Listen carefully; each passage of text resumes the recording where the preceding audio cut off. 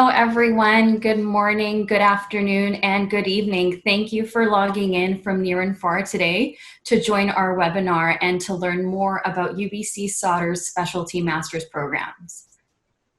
I'll start off by introducing myself. I'm Natalie Souresrafil. I'm a recruitment and admissions manager at the business school, and I oversee the MBAN program. That's Masters in Business Analytics for short. And I'm joined here with my colleague today, Kevin Lai, who is also a recruitment and admissions manager, and he oversees the Master of Management program. Let's call that MM for short. Today we have a very special guest with us, Whitney Friesen. She's a career manager at Sauder's very own Business Career Centre, and she's going to be chatting to us about career prospects for specialty master's students. She'll be talking to us about where our MBANs and our MMs have landed, and she'll be chatting about the career services and benefits our students have had access to during COVID-19. It's great to have Whitney with us today, a great treat. So really looking forward to kicking things off today. Before we dive in, I'd like to acknowledge that UBC's Vancouver Point Grey campus is situated on the traditional, ancestral, and ceded territory of the Musqueam people. I'd also like to acknowledge that you are joining us today from many places near and far, and acknowledge the traditional owners and caretakers of those lands. Looking at the agenda for today, Kevin and myself are going to be giving you all an overview of the Masters in Business Analytics and the Master of Management. So we'll spend the first brief portion of today going through and reviewing these two programs, and then we'll hand things over to Whitney, who will chat about career prospects for specialty master's students and speak about our career services. We're gonna leave plenty of time for Q&A towards the end, so if you guys have specific questions about careers, questions that are program related, admissions related, you'll definitely be able to ask those questions today. We'll leave plenty of time for that. So this should make for a very interactive and informative session as well. So please also feel free to type up your questions in the question chat panel box, and we'll be sure to address those questions towards the end of today's session.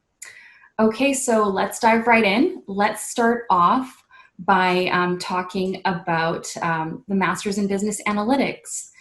The field of business analytics in particular is a field that continues to expand more and more year over year. Organizations are continuously recognizing the need and the importance for this skill set, especially during uncertain times like a pandemic, for example, and changing economies. The importance of business analytics continues to grow, whether it's across industries, organizational departments, and internationally, because this is a skill that makes individuals and companies more adaptive in the face of change. Given this, it's no surprise that the popularity of our MBAN program continues to grow year over year. Currently, UBC Sauder's MBAN program is ranked at the best university, the best program in Western Canada. And it's actually the #2 most popular postgraduate specialty master's program globally. So this is really a one-of-a-kind program for anyone who wants to work with cutting-edge companies to interpret data and use data to make sound business-related decisions, to become an effective storyteller using data to help organizations make those sound data-driven decisions. So in just 12 months, you earn a master's degree from a top-tier internationally recognized university. The program is offered, right here where the three of us are located, Vancouver. And Vancouver, besides being one of the most livable cities in the world, it's currently known as Canada's fastest growing economy. And we're emerging in a variety of different industries. Of course, tech is the primary one right now, but entrepreneurship is up there, natural resources, oil and gas, healthcare, manufacturing, transportation, and more. I could go on. It's also home to a variety of consulting firms, Fortune 500 companies, and startups. So when students come to me and they ask me, why the MBAN and why the MBAN at UBC in particular, A few key themes come to mind for me. Well, first there's the engaging courses and curriculum, but then there's the analytics consulting internship and the experiential learning and the personalized career development that you get. I'll expand a bit more on these areas in just a short bit, but to give you a snapshot of the program journey, you'll see that throughout the year, the first 9 months, you're getting a mix of, the technical courses, but also some of the more business-focused courses. So all the courses have within them that intersection between the world of business and data science. So whether you're learning about data-driven marketing, forecasting and predictions, advanced predictive business analytics, pricing analytics, consulting, you are essentially learning to become an effective translator who can speak both the language of business, technology, and data science. You're also learning the very important skill of effective storytelling so that you can work in diverse teams and have complementary skill sets for your teams. You'll notice a blue line throughout the entire year, throughout the whole 12 months. That's the career development programming that runs consistently throughout the year, and that means that you're getting consistent career readiness training. You're getting more and more job ready for the career market. So whether it looks like you're building your own personal brand, getting better at interviewing, interview prep, communicating with different stakeholders, giving presentations, these are all areas that you really work on through the Business Career Centre. Whitney will speak more to this in just a few moments, but at a quick snapshot, that's some of the great resources that you get with the Business Career Centre. So the last 3 to 4 months of the program, you're working in a paid analytics consulting internship. This is really your opportunity to go into an organization and work as a business analyst under the supervision of an expert in that field. So that's your opportunity to get that great hands-on experience. Here's just a few examples of some of the analytics consulting internships that we've partnered with in the past. So for instance, if you're going into Canada Post, you could be helping them improve efficiencies during really busy times like Christmas, or in today's case, COVID, because everyone's ordering everything online, right?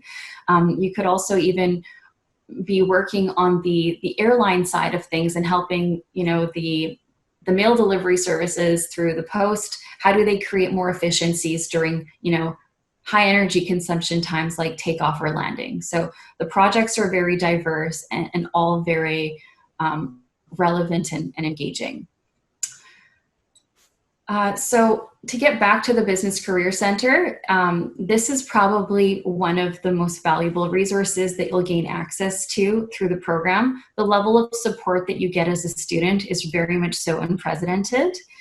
Starting day one, you get access to your own personal career coach, which really helps you develop, whether it's your more technical skills that you want to work on, setting you up with those opportunities, but also very much so those soft skills. So whether you're needing to get connected with certain types of employers, alumni, jump on board company info sessions, and gain access to further personal and professional development, this is a great resource for that. So let's have a look at your fellow classmates.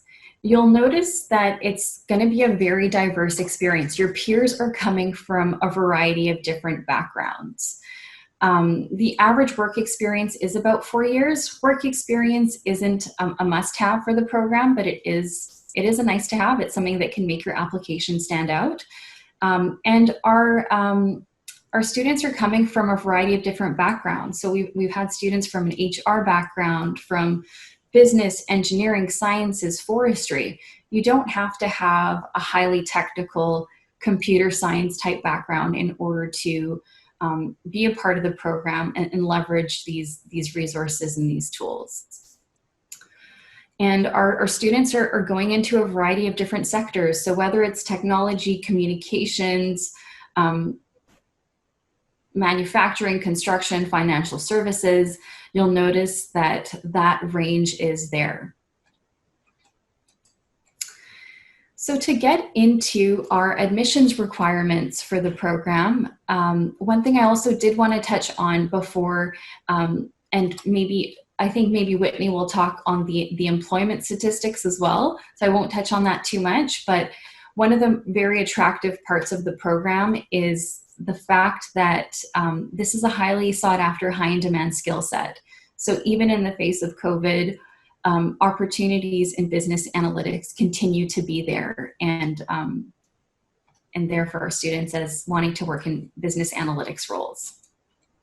So looking at our admissions requirements, we do have a very holistic admissions requirement process. So first and foremost, we look at your academic achievement. We're hoping for about a 76 to 78% average. And then we do take into account how you did on the GMAT or GRE exam. We'll look at your work experience to see, okay, do you have work experience working with data? That's a plus if you have that. And then your references. So what are your references saying about you? We do prefer professional supervisory. So if you have those, great. Make sure you're submitting those. And then we've got, as part of the application, there's the written essay questions, but there's also the video essay question. Now, this is our opportunity to get a feel for what are your motivations, what are your goals, why are you wanting to do this program, how do you think it'll help you get closer towards your goals. When people hear the word video, they often get, maybe a little overwhelmed thinking, oh no, like I'm not a producer, I don't have these advanced video editing skills, and that's okay. We're not looking for that. That's not what we're looking for when we're wanting to see the video. We want to get a feel for your personality, your interpersonal skills, your communication style, your professionalism, your maturity, and your overall fit for solder. These are the things that we're looking for. So don't worry about having like a Steven Spielberg type production or Quentin Tarantino type production, whatever kind of movies you're into. Don't use that as a benchmark. You can even go onto YouTube and look up UBC solder MBAN admissions videos, and that will give you some insight into the types of videos that have been submitted in the past as a sample. You can do that for both the MBAN and the MM actually. And then we do require an English proficiency test. So if you studied at an institution where the primary language of instruction was not English, you'll be required to take that test. Otherwise, you're kind of exempt from having to take that. And then the last step, if you're kind of ticking off all these boxes in terms of our admissions requirements, then you would get invited for an interview, a virtual interview. And typically within a week and a half of having the interview, that's when you would typically get an answer from our admissions team. So pretty quick and speedy turnaround times, which is lovely. So that kind of sums it up for the MBAN portion of today. I did want to talk about deadlines very quickly. Our new applications are going to be opening up on September 8th. Our first deadline is October 27th. So think very end of October, the last Tuesday in October. Mark that date in your calendar. Make sure you're getting your applications in sooner rather than later. And if you have any questions or need any support when it comes to your application, please make sure you're reaching out to me. There's no cost. We're here to help you and support you in submitting the best application possible. So reach out to me, schedule a coffee chat. I'm happy to take the time to support you in putting your best foot forward when it comes to your UBC solder application. So that wraps things up for the MBAN portion of today. I'm going to now turn things over to Kevin for the MM portion of today's session. Thank you, Kevin. Awesome. Can everyone hear me quite nicely? Yes?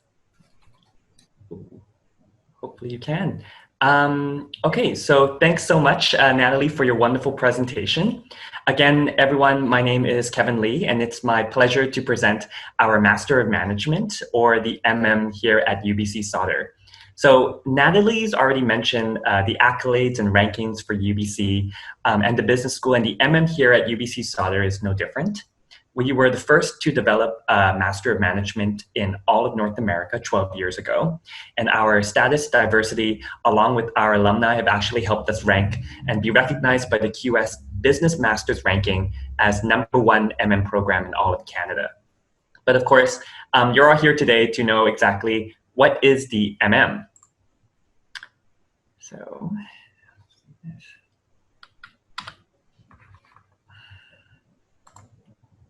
okay, give me a quick second here. It seems that we're facing a bit of a lag. So essentially, our program is designed to provide non-business bachelor's students with the skills and knowledge to gain a competitive edge in the job market. And today, we're going to talk about 3 things that make our program stand out. So first off, our program is a 9-month program. It will be starting in August 2021.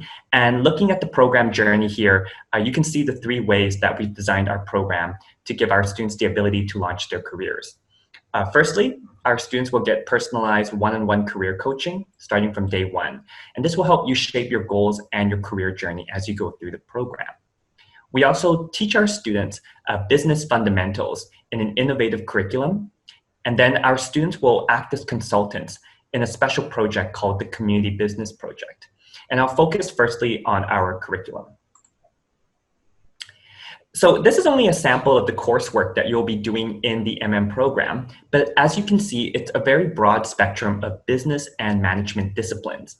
You're going to be taking courses in finance, marketing, accounting, OB, and also coursework in courses designed to help you think like a leader.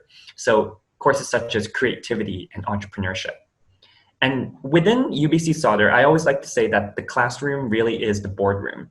We build all of our programs here at Sauder around experiential coursework. So it's going to be an assortment of lectures, case studies, group projects, live debates, and presentations. You'll move through the program as a cohort, and the classroom is really going to be your network and community for these 9 months and for life. And of course, the key to experiential coursework is that it gives you expertise that you can take with you for life. So as you can see here from Michael Ma's quote, our alumni really love the fact that what they do in the classroom is going to be practical and has real life applications for them in their careers. The key to experiential coursework also is how we build it out in our practical experience. And another way we do that is providing you with a consulting experience called the Community Business Project. So in groups of about 3 to 5 students, you'll be connected to a nonprofit or a social enterprise towards the end of your program. And these organizations are going to be your clients, and you're going to be their consultants.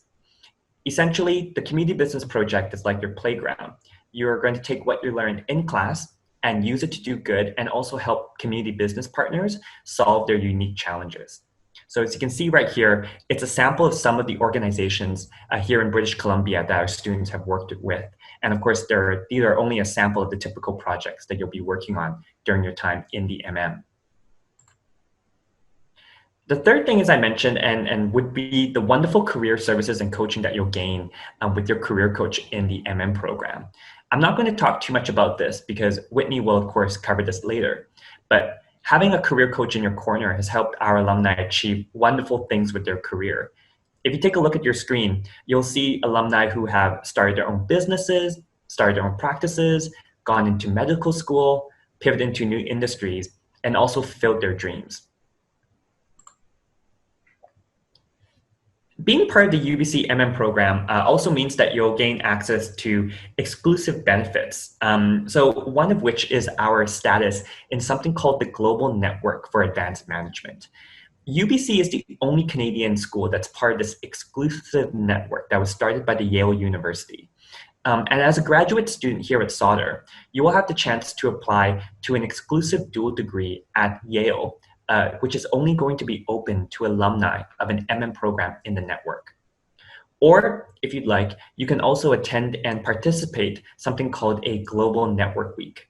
And the Global Network Week is a 1-week course hosted at a partner university like IE Business School, UC Dublin, and of course, this will all be tuition free. So there's a wonderful opportunity to travel abroad for a short while after your program is done, take a course that draws upon the faculty's expertise at that university, and at the same time, be able to engage and still have your Canadian UBC MM. Now, the global opportunities also continue with exchange and travel abroad options after your program is finished. The UBC MM study abroad programs take place during the summer months after your program is done, and they will vary in length from 1 to 7 weeks. As you can see here, there are quite unique options on the screen right here, and this will give you an opportunity to study new subjects, network with future international business leaders from around the world. And fees will vary depending on the partner school, but they are quite exclusive opportunities that you wouldn't normally get with any other program. We take into the program a maximum of 60 students every year, and we've ensured that not only is our class internationally diverse, but they're also going to be diverse in terms of backgrounds, expertise, and knowledge. I'm also proud that QS awarded the MM program with a maximum score for the number of female students because we recognize that our student body has a greater female population than the global mean of 49%. So this is a wonderful opportunity to join a class that is both internationally and also internationally diverse, culturally diverse, and comes from many, many different types of backgrounds too. So just to kind of wrap up my presentation soon, I would like to touch upon the admission requirements as Natalie had done too.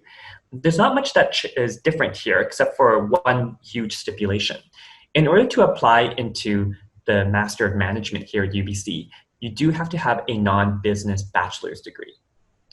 We normally will also be looking at your academic achievement, so your GPA of around B+, which could also translate to a 76% or 3.3. Now, depending on the school that you're coming from, this can mean many different things. If your GPA is a little bit below the competitive standard, there are other ways to uplift your application because we do take a very holistic approach to looking at your application. We ask that candidates here also have only a maximum of 2 years of work experience. So if you're just a student right now and you're about to graduate from your undergraduate university, you're in the perfect spot for this. If you've already graduated from university, you can only have a maximum of 2 years of full-time work experience after graduation to apply into this program. We'll also be looking at 2 references minimum. These can be professional or academic. We'll look at your written and video essays, and Natalie has already given some wonderful tips when it comes to that. And of course, if you are graduating from a university where the language of instruction was not English, then you would have to look at doing an English proficiency test like the TOEFL, the IELTS, or the CALE exam. As Natalie mentioned, after we take a look at your entire application, if we feel that you're a competitive enough candidate, you will then be granted an interview. Now, here are, of course, the deadlines and fees for our program. For the UBC MM program, the first application deadline will be November 3rd, 2020. And our application for August 2021 will open up in a week. Now, here are also the fees, and I would also like to add that our application, like all applications here at the graduate school, is rolling admissions, meaning first come, first served, once we get all your necessary documents. Scholarships are also going to be available on a merit basis, and they will be evaluated automatically upon admission. So there's no extra form or field to fill out in your application to be considered for scholarship. And one question that we always get will be around, how do I prep myself to be a competitive candidate for scholarship? And we would be looking at your general application. So the application that you submit is not only going to be considered for admission into the program, but it would also be considered for a scholarship too. So you'll want to pay particular attention to certain details, putting sufficient detail also into your essays, and ensuring that you put forward a very, very strong interview. Again, as Natalie mentioned, you can always contact us, our admissions team right here, or you can contact me directly. We can make recommendations and guide you so that you do present your strongest application. And so hopefully you'll be able to join us at future events. And not only that, but be able to take into account all of the advice and tips that we are going to give out today. Now I'd like to introduce Whitney Friesen. And I'm going to turn this over to Whitney. But before I do that, I would like to give a very, very quick introduction to Whitney. So Whitney has nearly a decade of experience in human resources, event management, volunteer engagement, and campus recruitment, along with career advising. She has worked within public practice and non-for-profit industries, and in her role, currently as the manager of MBAN Careers, she is responsible for developing and facilitating career programming for all of our MBAN candidates. She essentially is the main point of contact for all aspects of your professional development journey. And Whitney's focus in helping our students and determining and defining their career goals has really, really helped our students achieve great things. So we're really, really proud and happy to have Whitney join us today in our webinar. So Whitney, welcome and take it away. Oh, thank you, Kevin. You're just pumping me up this morning. I love it. Hello, everyone. It's great to be with you today and to chat a little bit more about careers, because I'm sure that's a big part of why you want to pursue higher education, and we really want to support you in that. So like Kevin said, before I joined UBC, I was working a lot with recruitment. And so that's something I really hope to bring to students, is the kind of behind the scenes insights. What are recruiters really thinking? How can you best navigate that whole process of job searching and really stand out? Because I've been there, I know what to look for in applicants, and I want to help you stand out as well. Okay, let me just see if I can take over the slides here. Okay, perfect. So we are at the Business Career Centre, and I'm just one of many career managers. So I primarily work with the Master of Business Analytics, but each program has their own career manager, and we also work as a team. So you're not only getting the resources of my network and my knowledge, but we lean on each other. So when you come to career coaching, you're also kind of getting that benefit of having a wide team of people at the Career Center that are really working for you. So a big piece of that is connections. So we really strive to make personal introductions for students to people in industry, as well as alumni from our various programs. And what really helps us do that is our business development team. We actually have a team embedded in the Career Center where their entire focus is making connections with employers on the behalf of students. So they've kind of got their ear in all of the various industries, and they're bringing us like live insights and recommendations and new jobs from industry directly. And so as a student, you will have access to our team there as well. Then there, of course, is the one-on-one career coaching. So you're welcome to come as much or as little as you like to get some personalized coaching. And we can support you on a wide variety of topics. It's not just resume and cover letter review, although students really do enjoy that benefit as well. But we do mock interviews. We can help you negotiate your salary when you get an offer letter, trying to decide maybe you've got more than one offer and you want to know what to do. We can help you with that whole decision-making process. But we also work on that career exploration. If you're not sure what you want to do next and you need someone to kind of bounce ideas off of or help you explore, that's another thing that we can do in coaching. We also work a lot on emotional intelligence, which is something that's really unique to our program. And we have a cool assessment that you do that helps you learn more about your EQ. And that's actually a big differentiator of the students that graduate from Sauder. And feedback that we've received from employers is that our students really stand out because of this emotional intelligence and their ability to pay attention to more than just technical skills, but also these soft skills and the communication that goes along with it.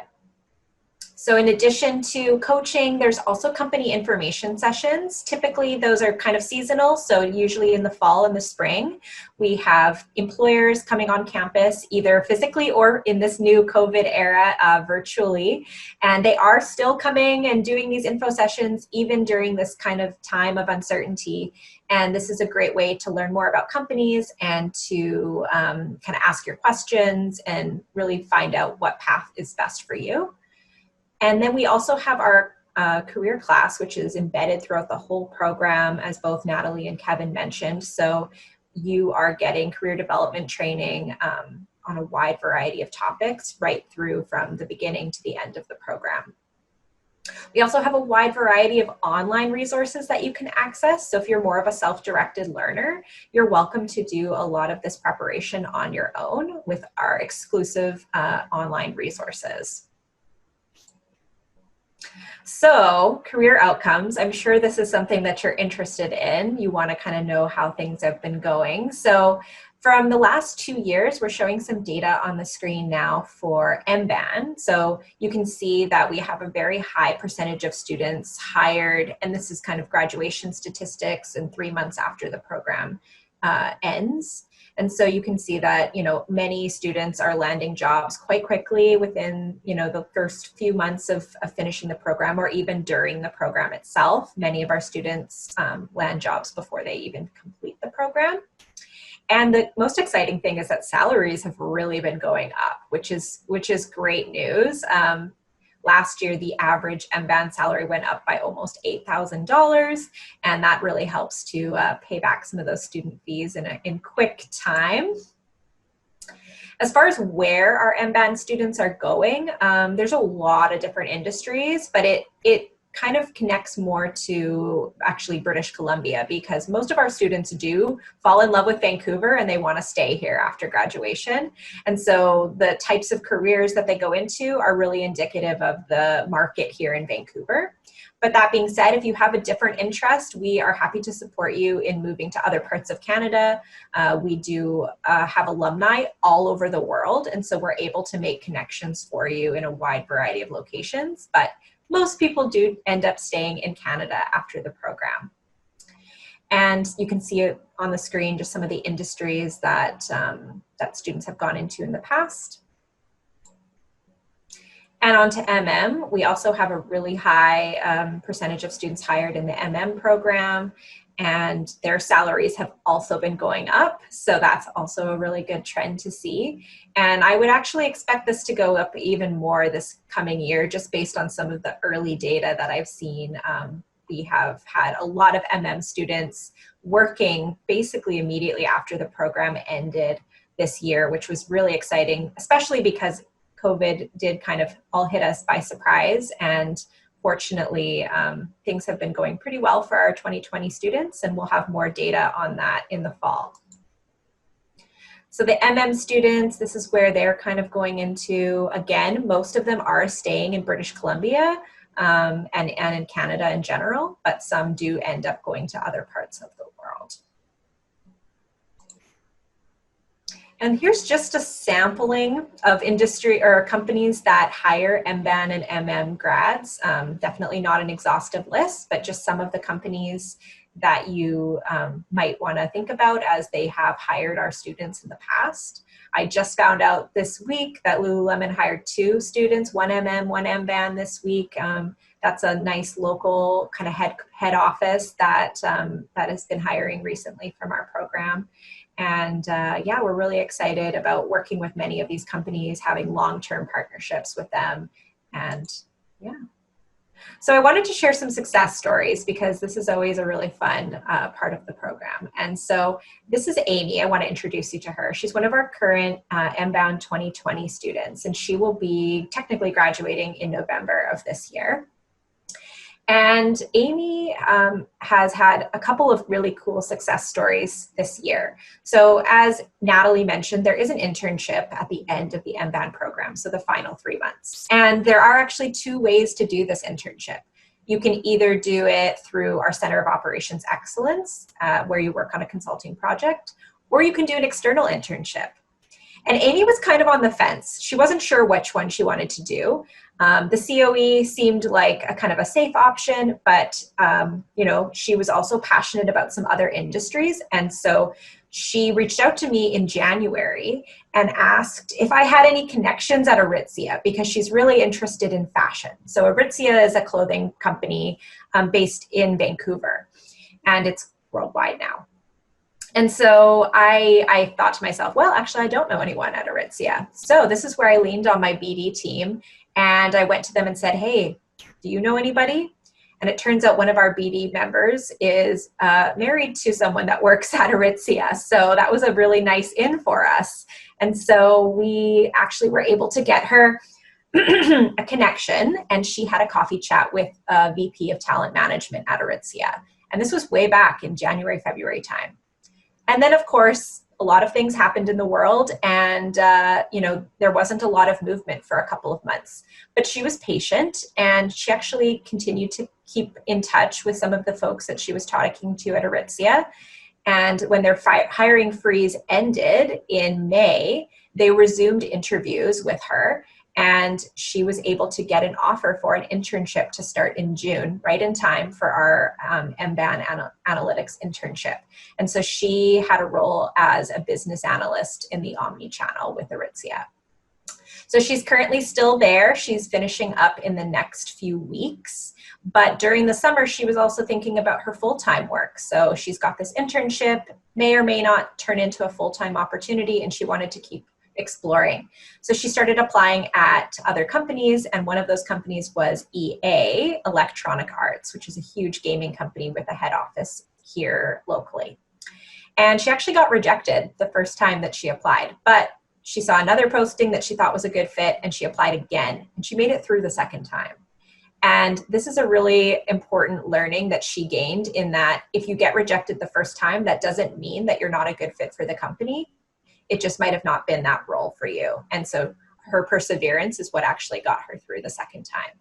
And so she applied, went through the original, the normal kind of interview process, and got hired full-time as a business analyst, which will start right away at the end of her internship. So 2 different strategies. One was connections, one was just applying online, and we encourage students to try both methods because you can have success in a lot of different ways. Then we also have a success story from the MM program. So this is Janice, and she came from a Bachelor of Science in Microbiology and Immunology from UBC, and she completed the MM program in 2018. And during her time at UBC Sauder, her focus was to find a company and a role where she could utilize her science undergraduate degree to its fullest potential. After connecting with various alumni and employees at L'Oreal via some networking events and informational interviews, Janice came to realize that she could work as an account executive, promoting medical grade skincare dispensed exclusively in the medical channel through aesthetics, GPs, dermatologists, and plastic surgeons. So Janice was recently awarded this year the Sales Representative of the Year for 2020, and currently manages the BC territory for medical grade skincare product lines. So another kind of exciting success story where, maybe a non-traditional background for a company like L'Oreal actually was something that differentiated her, and she's been able to find a fulfilling and successful career doing that. We have many more success stories. This is definitely just a sampling. And even this week, I have been finding out about new jobs for our MBAN 2020 cohort each day this week, which has made it a really wonderful week. So I want to offer that encouragement that despite COVID-19, our students are getting hired. They're getting hired at good companies, and things are still moving forward. So I think we've gotten to the end of our formal programming, but if you have any questions for me about careers, about what we do at the Career Centre, please feel free to type that in the Q&A icon, I guess. There's a chat and a Q&A, so if you can put them in the Q&A, that would be probably easiest. Thank you so much, Whitney, for your presentation, and thank you so much for sharing those great stories. While we kind of wait for questions to come in, we will kind of we'll kind of have some questions for you, Whitney. Oh, please. Yeah, so any kind of admissions-related questions, you can leave them until the end, and we will do, our next slide will focus on that. But for now, we're going to focus on questions for Whitney and the BCC. So one question that I had for you, Whitney, is we talk a lot about emotional intelligence in our career services. Why is this so emphasized here at the school? Like, why is the BCC choosing to focus on emotional intelligence when it comes to training our students? Yeah, that's a really good question. So we've seen the research, and EQ is really an emerging field. It's only really been talked about for the last 20 years. So it's something that's still fairly new. And really the big thing is that EQ is what makes good leaders. And that's something that we really care about at UBC. We care about building the next generation of responsible leaders, and having these emotional intelligence competencies will really help you in excelling and kind of getting to the next level. So we're not just preparing you for your next job, we're preparing you for your entire career future. So we want to think really long term about your success. And so some of those competencies that are really kind of landing are relationship skills. Relationship skills is an EQ quality, and we teach a lot about networking and connecting as a way to secure a job. And so if you can build those relationship skills, you're actually going to be more successful at finding jobs, because it's a lot about networking and connecting, which might be new for a lot of you. It's a very Canadian, very North American way of job searching. And in Vancouver, although it is to us Canadians, it's a big city, it's really a small town feel where a lot of people know each other. The community is quite tight-knit. And because of that, it's a lot about who you know. And as a new student who may not come from the surrounding area, you're new here, you may not have that network. And so we want to teach you the skills to build your network and also help build that network through our UBC community. And so building your EQ is going to be a really great way to do that. Great. Thank you so much, Whitney, which actually kind of ties into my next question, and something that's come up quite a bit in the Q&A is around international students. And do you find that, are there any big challenges for international students in landing roles compared to domestic candidates? Yeah, that's a great question. So for me personally, working with the Master Business Analytics students, our cohort is predominantly international. So only a handful of domestic students. So we are very used to working with international students and helping them find success. And so when you see those job statistics of percentage hired, that's international students there.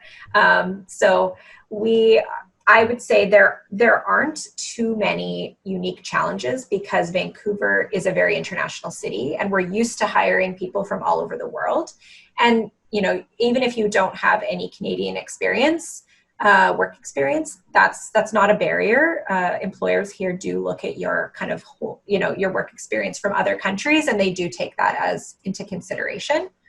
As well, we give you practical experience in the program. So when you finish, you actually have Canadian work experience because you've done an internship through our program. So that's a really great way that we help to set you up for success in kind of making that transition.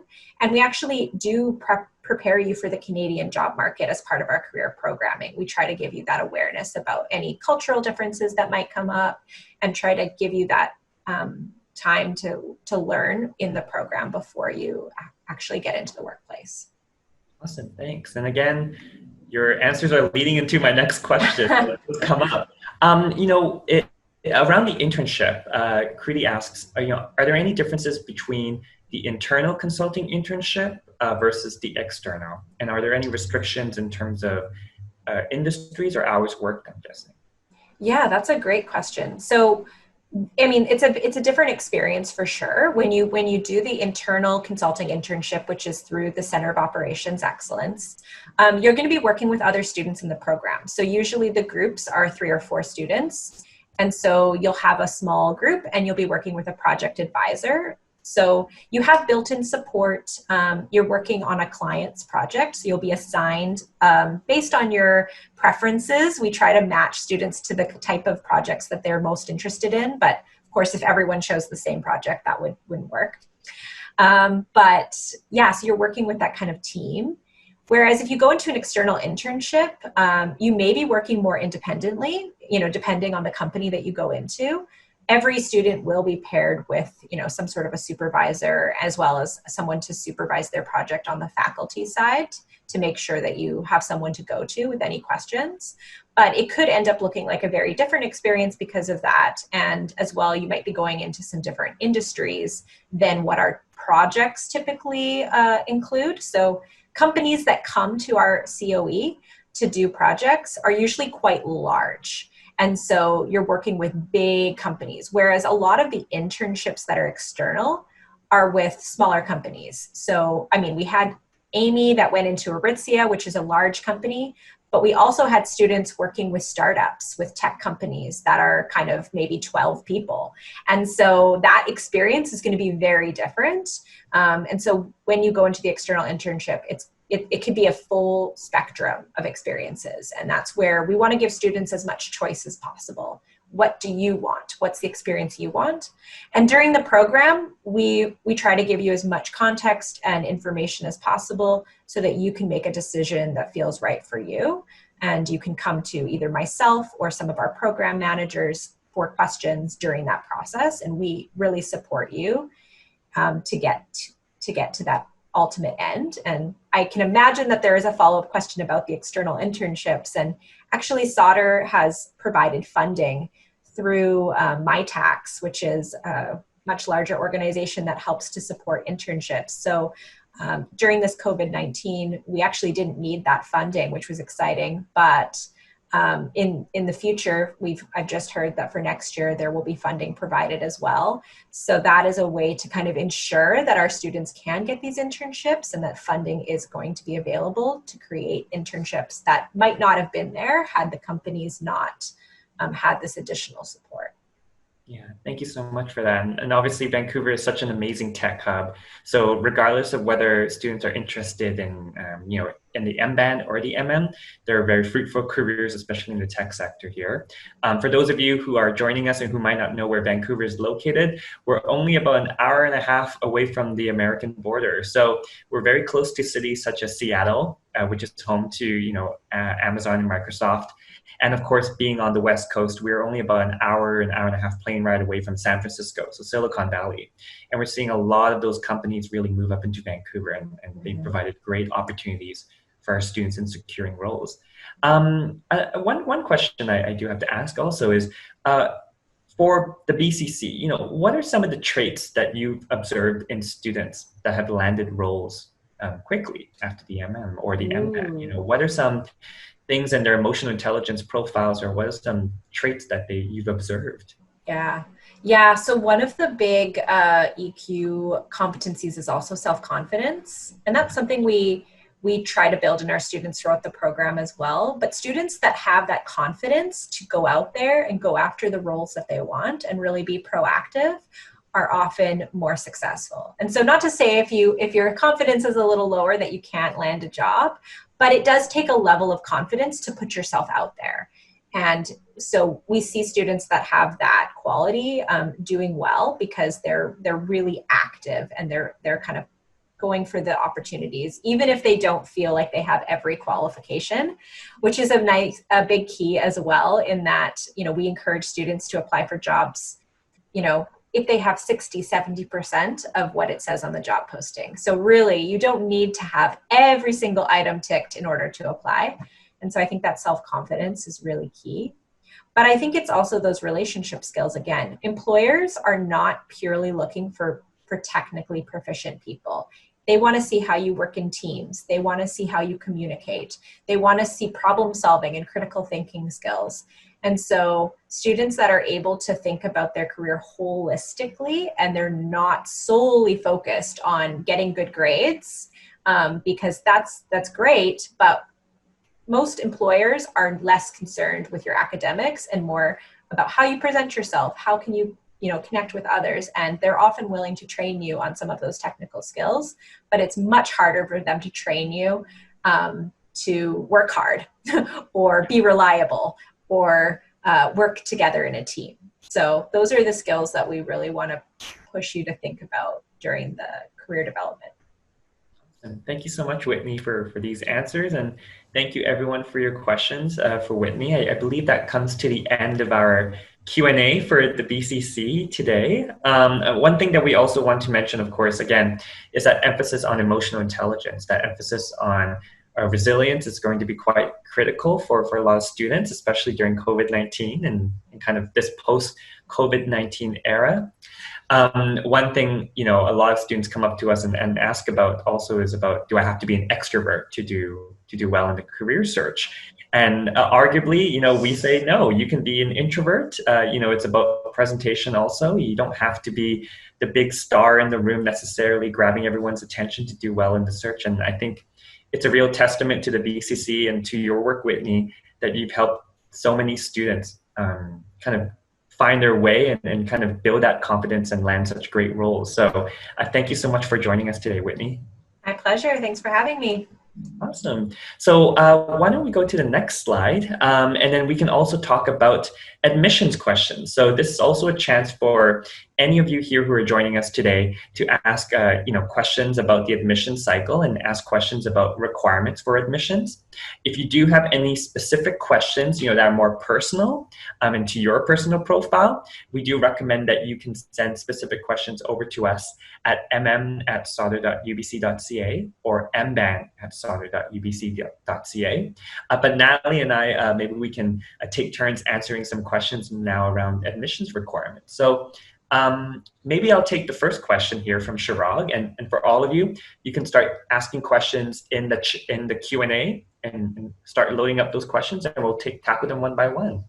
But Chirag, you asked, you have a question for me. You're currently pursuing your bachelor's in business, and you love what the MM offers, and you're confused about the fact that it's only available to non-business students. And can I please elaborate? So the Master of Management, the basis of the curriculum for the Master of Management is around business fundamentals.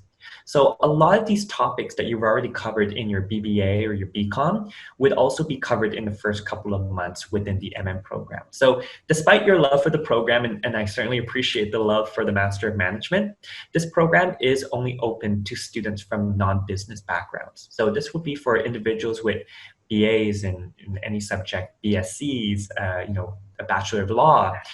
So individuals who have a business degree would not be eligible to apply for the Master of Management. We'd probably say if you have an interest in tech, if you have an interest in analytics, that you can consider the Master of Business Analytics, the MBAN program here. So while we wait for more questions, Natalie, do you have any questions that you would like to answer? Sure. Thanks, Kevin. I have a great question about work experience and the MBAN. So when we're looking at work experience, for the MBAN in particular, work experience is not a requirement. It's a nice to have. It's something that can make your application stand out if other parts of your application are, lacking, for instance. Another thing is the average work experience for the class happens to be around 4.5 years. So the average class work experience, are people who have a certain level of work experience. And again, like I said, there is no requirement there. So sometimes we have students coming at this program into the program straight from their undergrad with no work experience. But they've got different things that can help elevate their program. So maybe they've taken some great courses on Coursera on Python or R, for example, or maybe their goals and their motivations for wanting to pursue the MBAN are very strong, and they have like a clear understanding of how they feel them gaining these credentials will help elevate them in their careers and propel them to the next level. So like I said, we do have a very holistic evaluation process. We will take the full person, the full picture into consideration when we are making admissions related decisions. So kind of to get back to it, if you don't necessarily have work experience or exposure to the field of business analytics, that's okay. It's not a deal breaker. You can definitely make up for it in other ways in your application. So whether that's through your leadership skills, through your emotional intelligence, through a very strong GRE or GMAT score, or a stellar interview, these are all other ways that you can elevate your profile. Thanks for that question, Kruti.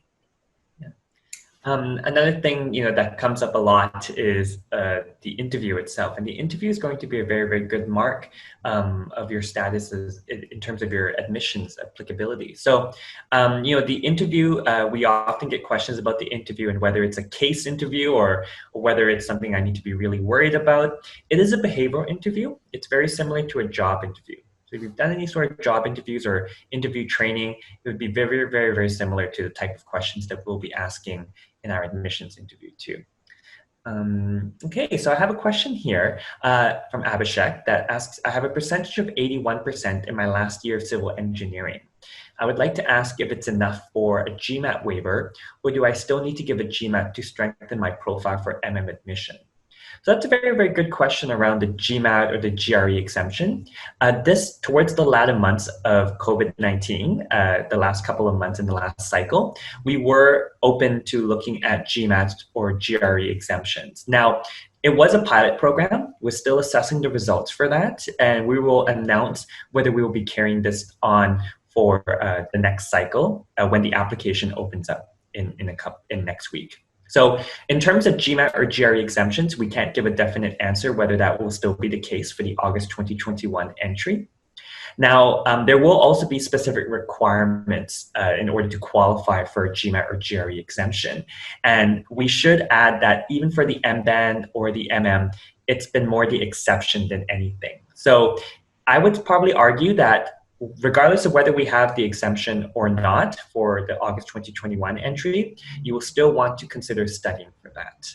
Traditionally, for the past 11 years that the MM has been in place, for the past couple of years, the MBAN has been in place, the GMAT or the GRE has been a compulsory requirement. So I would argue that it's never a bad thing to just crack open a book and start studying for that and seeing what might come up in the event that you do have to do a GMAT or a GRE.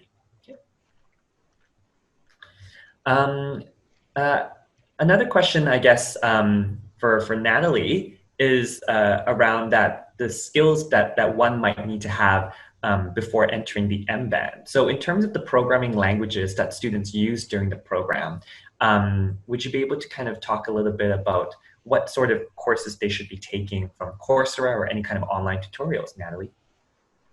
Definitely. Thanks for that one, Kevin. So, you know, a lot of people, when they're looking at the MBAN, they're concerned because they're like, okay, I don't necessarily come from a computer science background. I don't have those advanced technical skills. I don't necessarily have a strong quantitative background. And so one thing we do like to see is if you've taken some courses in the past in statistics, algebra, mathematics, calculus, your quantitative skills are kind of an indication to us with regards to your ability to keep up with the technical rigor of the program. Now, if you don't have those courses under your belt through your undergrad because you took an arts-focused degree, that's okay. If you can demonstrate to us your quantitative abilities or your technical capacities by either getting a very stellar grade on your GMAT or GRE on the quantitative section, or if you have taken some of those more quantitative courses in your undergrad, that's great. One thing we do like to see is even at an elementary, very introductory level, if you can take some kind of programming on Python and R, it's really good to have that foundation when you're applying for the MBAN. It not only sets you up as a candidate to understand what you could be potentially entering throughout the program, but it sets you up for success before the commencement of the program as well. Awesome. Thanks, Natalie. And probably the best way to finish off this kind of presentation and webinar today is to answer a question from Abhishek around the work permit. So he asks, will I be able to get a work permit after the MM is complete since it is a 9-month program? So all graduating students from a graduate program like ours are here from an accredited university in a Canadian system are eligible to apply for something called the postgraduate work permit. Now, the first round of the postgraduate work permit will normally match you the number of months you spend on the program. And so I get questions about, well, if I only get 9 months, does that mean I only get to stay in Canada for 9 months? And no, that's not true at all. You can then apply for an extension via your employer or your company, and then get an extension of up to, students have stayed behind in Canada for up to 3 years. Now, after 3 years, a lot of us then get asked, well, what happens after that 3-year period? Depending on the work requirement that you fulfilled, you could be eligible for permanent residency here in Canada. And so a lot of students have stayed behind in Canada, developed had families, had new lives, had futures here in Canada. And Canada is a very, very welcoming country. We're a very, very immigrant-friendly nation, very, very welcoming, very cosmopolitan. And one of the best things about the postgraduate work permit is that it is not a lottery, and it is open to anywhere in Canada. So you could be working in Vancouver afterwards, like so many of our students in both programs, or you could also look at working in other cities like Calgary, Montreal, or even in Toronto, which is a big finance hub. So for all of our international students, upon graduation, you'd be eligible to apply for the postgraduate work permit. And we're happy to say that we do also have international student advisors here on campus who'd be able to talk with you about that kind of midway through the program so that you are setting yourself up for success. Now that, I think, concludes our presentation today. If you do have any personal questions related to your profile, we do recommend that you send us your questions over to mm@sauder.ubc.ca or mban@sauder.ubc.ca. I would like to take the time here to thank Whitney. Thank you so much again for your time this morning and talking with our students and giving such a great presentation. And of course, thanks to my fellow co-host, Natalie. And on that note, thank you everyone for attending. Enjoy the rest of your day, your afternoon, your evenings, and we hope to see your application when our applications open up in September 2020. Thanks everyone. Cheers. Thanks everyone. Thank Take you. care.